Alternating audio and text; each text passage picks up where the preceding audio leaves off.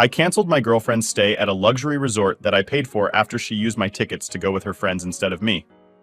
I have a girlfriend, Ina, with whom I've been for about 4 years. Recently, I planned a romantic trip to an amazing resort to celebrate our anniversary, which also falls on her birthday.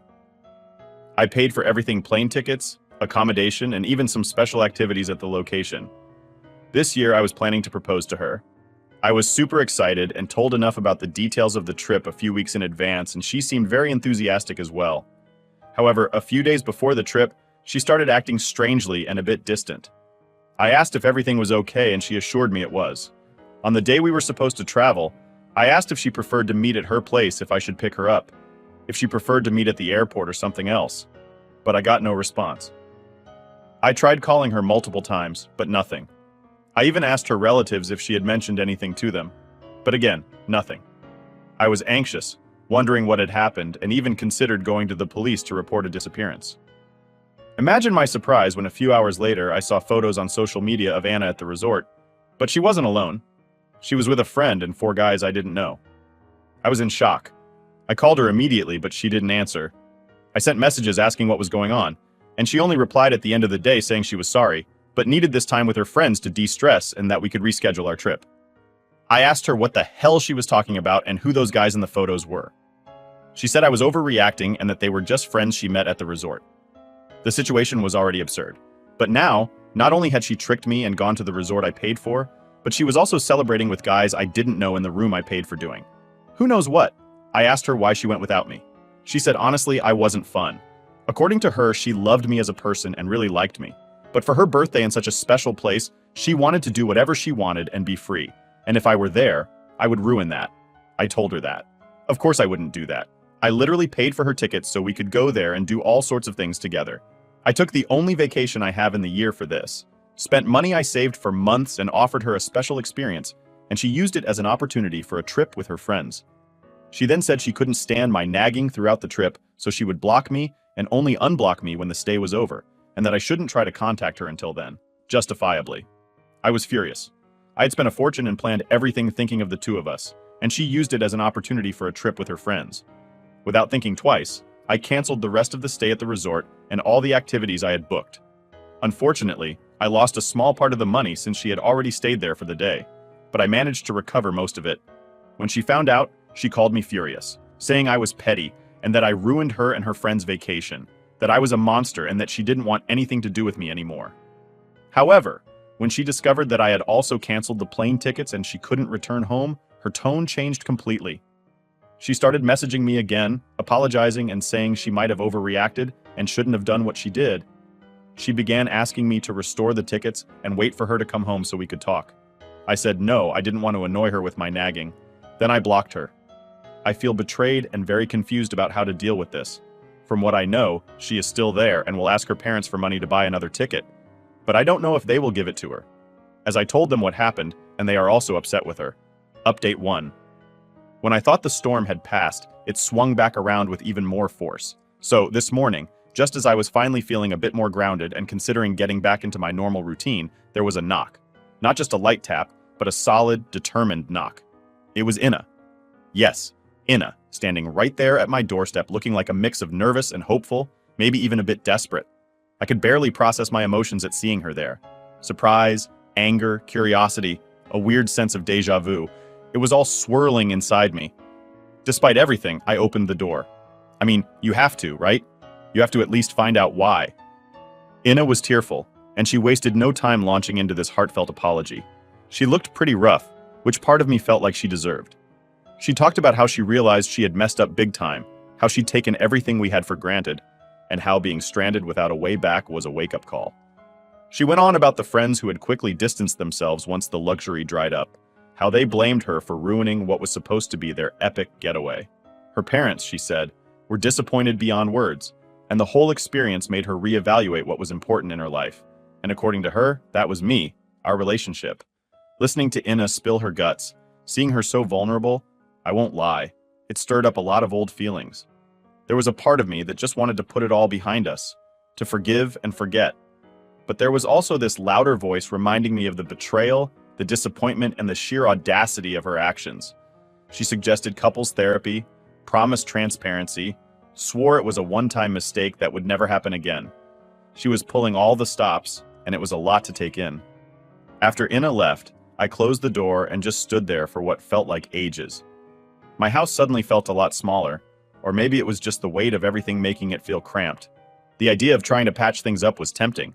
There's comfort in the familiar, in going back to what you know. But could I really just overlook what had happened? I spent the rest of the day in a fog, thinking about everything. I flipped between anger, sadness, and this guilty feeling of empathy for her situation.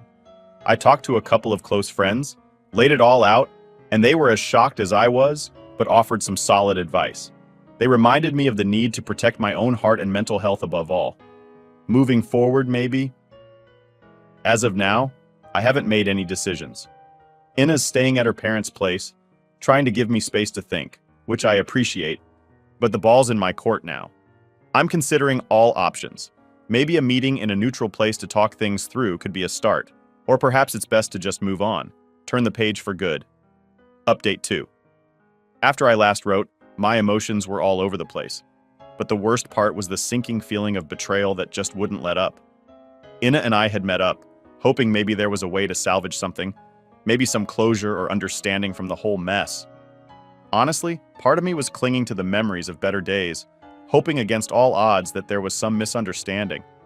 But what unfolded at that cafe tore down any remaining hopes. Inna looked like she was carrying the weight of the world as we sat down, her usual vibrant self replaced by this nervous, fidgety version that was hard to reconcile with the person I thought I knew. The cafe around us buzzed with life, people laughing and chatting over coffee, oblivious to the storm brewing at our small table. When she finally spoke, it was like a dam breaking. She didn't just admit to the escapade at the resort, she confessed to multiple instances of unfaithfulness throughout our relationship. Each confession was a hammer blow to the remnants of trust I had clung to. It wasn't just about her being with someone else, it was the repeated betrayal, the ongoing deceit. Walking out of that cafe, I felt numb. The world seemed to move in slow motion as I wandered through the streets, each step heavier than the last. I must have walked for miles, trying to clear my head, to understand how and why everything had gone so wrong.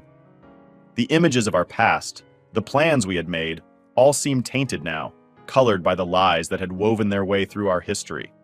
Reaching out to a therapist was my lifeline. Those sessions in a quiet, neutral space were where I began to dissect the grief and betrayal, to face the pain head-on rather than letting it consume me from the inside. It was raw, often painful work, but necessary. My friends and family were incredible too, offering not just sympathy, but strength. Their support was a reminder that despite everything, I wasn't alone. The more I talked it out, the more I came to realize that this wasn't just about Inna's infidelity. It was about what I tolerated, what I expected from a relationship, and how I had ignored signs because I was comfortable, because it was easier than facing potential conflicts. This realization was sobering. It forced me to look not just at her actions, but at my own, at the dynamic we had allowed to develop between us. As for moving forward, it's one day at a time. Some days are better, others are a struggle when memories surface out of the blue, triggering a fresh wave of hurt. But each day adds a bit more distance from the pain, a bit more clarity. I've taken up old hobbies that I had set aside: photography, hiking, being out in nature, capturing moments of fleeting beauty has been therapeutic. It's a way to reclaim parts of myself that got lost in the relationship. The future is still a big question mark. Right now, it's about healing, about building a life that feels authentic and fulfilling. It's about learning to trust again, not just in others, but in my own judgment, in my ability to see things clearly and make choices that are good for me. To those who've been there. To everyone reading this, whether you've shared words of support, advice, or simply followed along, thank you. It's strange how sharing the most painful parts of our lives with strangers can sometimes be the most comforting, how it can make us feel seen and understood in ways we didn't expect. Your kindness has been a beacon during some very dark days. I'll keep updating as I navigate this journey, sharing the ups and downs, the setbacks, and the steps forward. Life throws us curveballs, but it's also full of rebounds, of new paths that open up just when we think all doors have closed. Here's to discovering what's next, to new beginnings and to the resilience we all carry within us. Let's see what life has in store beyond the storm. Update 3. After I discovered that Tom, the guy Inna cheated with, was married, I was torn about what to do. It's one thing to handle your own relationship falling apart. but it's another to hold the potential grenade that could blow up someone else's life. I wrestled with this dilemma, wondering whether ignorance was bliss or if the truth was a necessary pain. I talked it through with my therapist, who helped me explore the ethical side of things. It was clear that if roles were reversed, I would want to know. So, after much thought and a fair share of anxiety, I decided to reach out to Tom's wife. Finding her contact wasn't easy. I had to discreetly ask around, and it felt a bit like I was crossing lines. But ultimately, I thought about the bigger picture and pushed forward.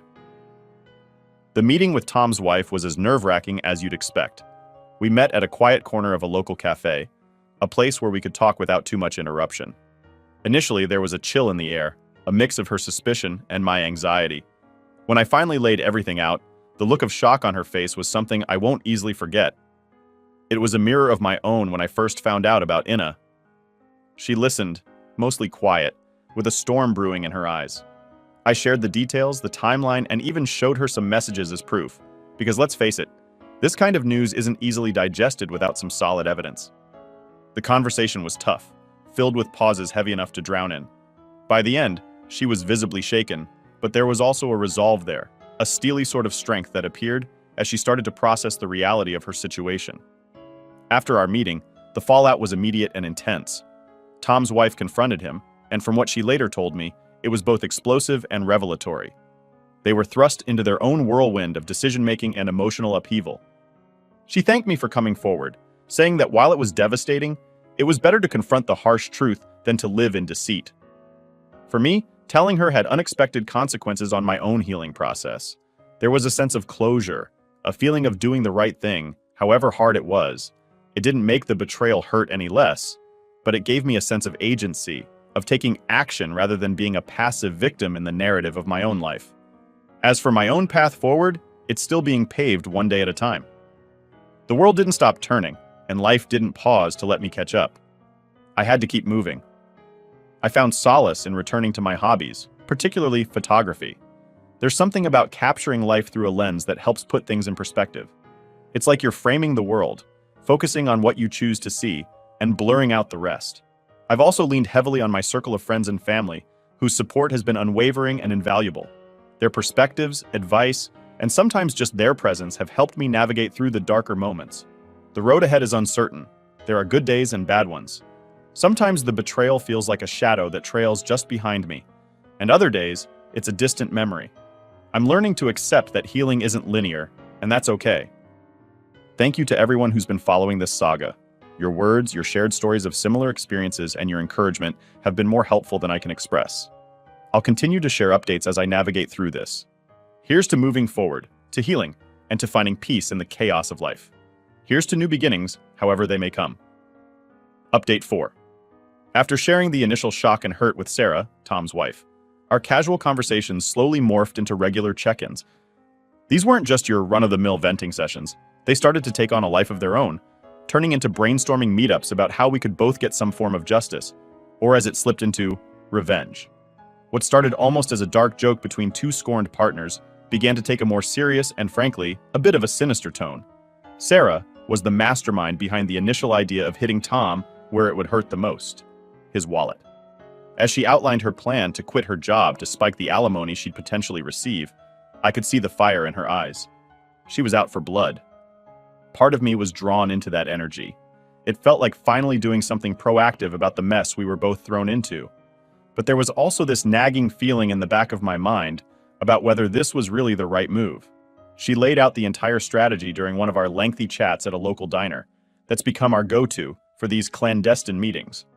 The more she talked about it, the more detailed and calculated it all became.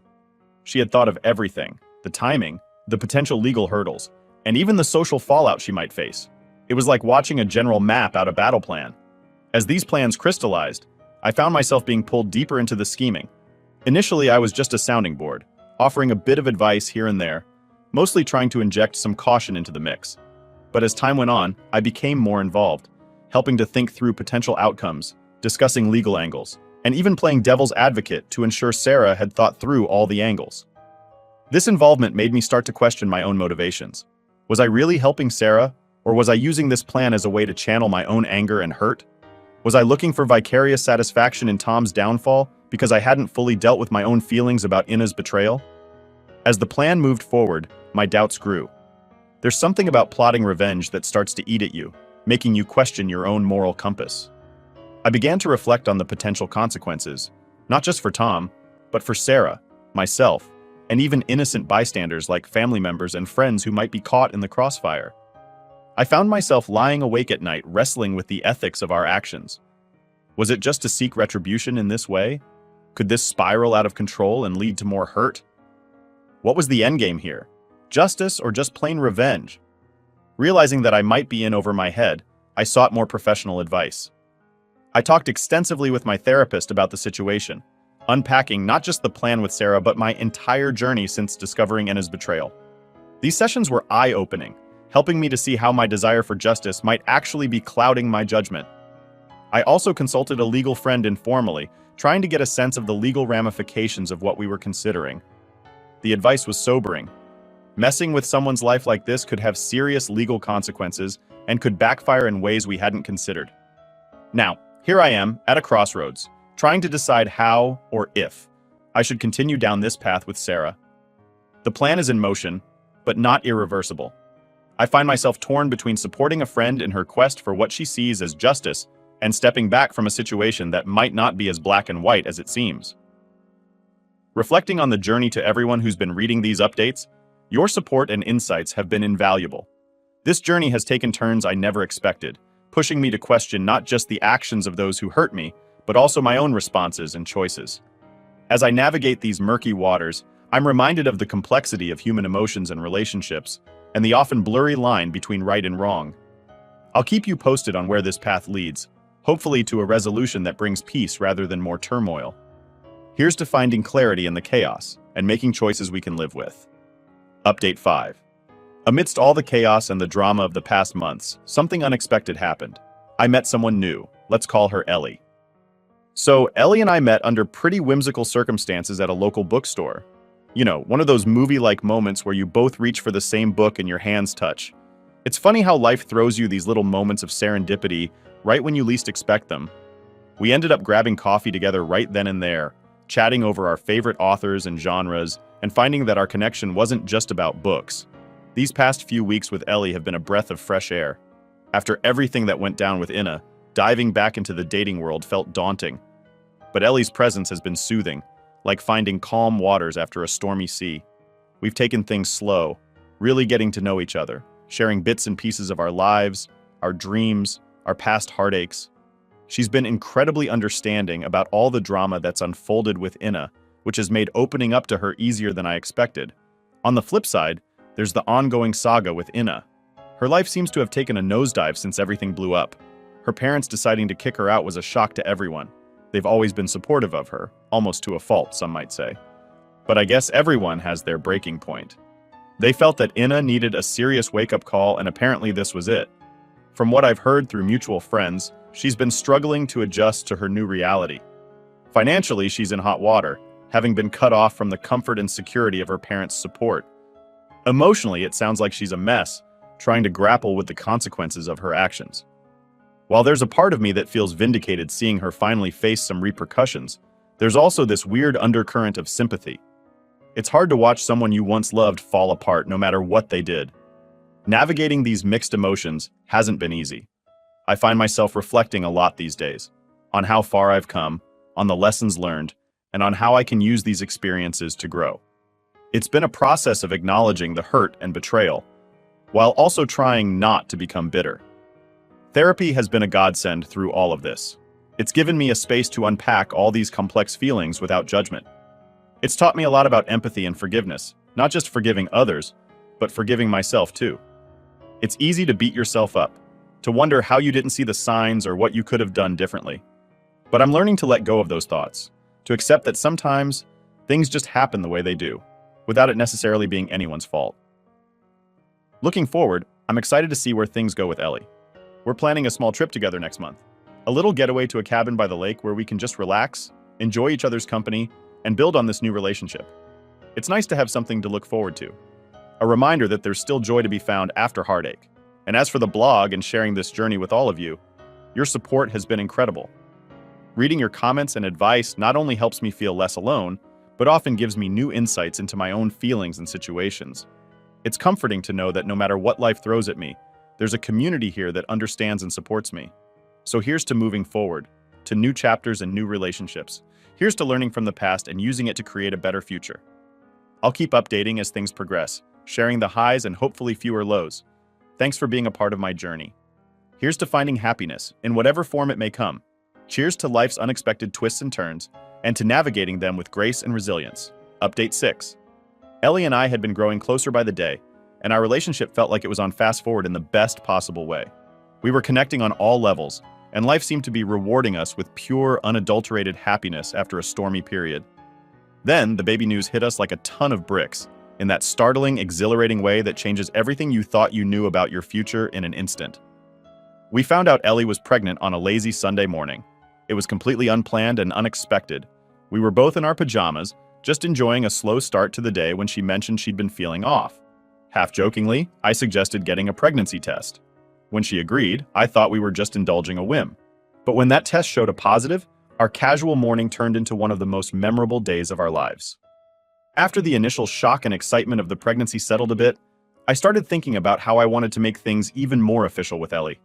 I knew she was the one for me, not just because of the baby, but because of how she'd been my partner through everything, offering me support and showing me what a loving, stable relationship could look like.